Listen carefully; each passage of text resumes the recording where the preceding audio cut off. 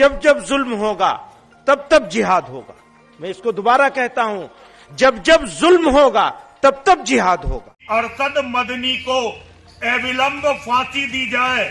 जूना अखाड़े के महामंडलेश्वर यति नरसिंहानंद गिरी ने एक बार फिर अपने विवादास्पद बयान से देश भर में हलचल मचा दी है।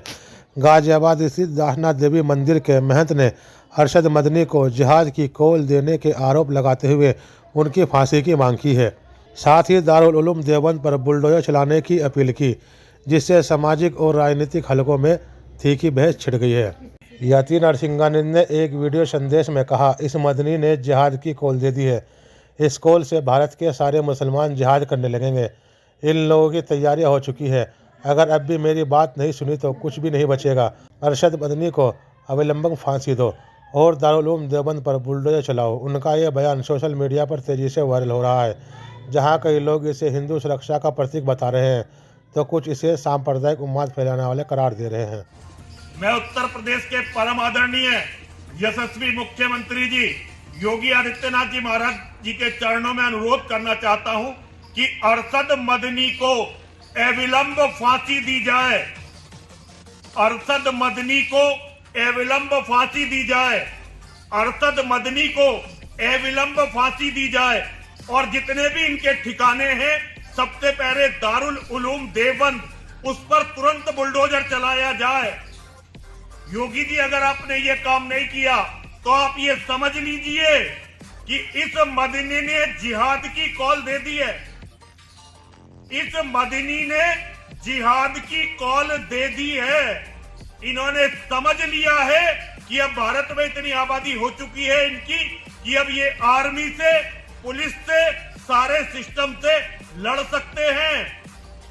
और जब इसने जिहाद की कॉल दे दी है तो अब जितने भी मुसलमान मोहम्मद, कुरान और अल्लाह पर विश्वास करते हैं सब जिहाद करने लगेंगे अपने अपने तरीके से।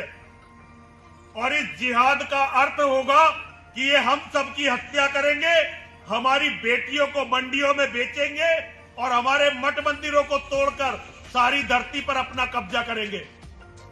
मैं ये बातें आपको बहुत दिनों से, केवल आपको ही नहीं, नरेंद्र भाई मोदी जी को, मोहन भागवत जी को अरसे से समझा रहा हूं कि इनकी तैयारी पूरी हो चुकी है।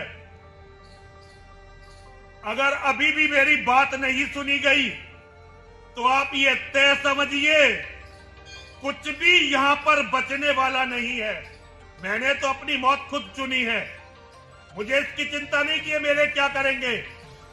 लेकिन आप समझ लीजिए, अगर अब इन्हें नहीं रोका गया तो योगी जी आप मानव इतिहास का सबसे बड़ा काला धब्बा बनेंगे। गांधी से भी बड़ा। और मोदी जी से मुझे कोई आशा नहीं है, आशा केवल आपसे है। ये करके दिखाइए, फिर आप भगवान श्री राम की तरह, योगेश्वर श्री कृष्ण की तरह युगों युगों तक पूजे जाएंगे। हर हर महादेव, हर हर महादेव, हर हर महादेव।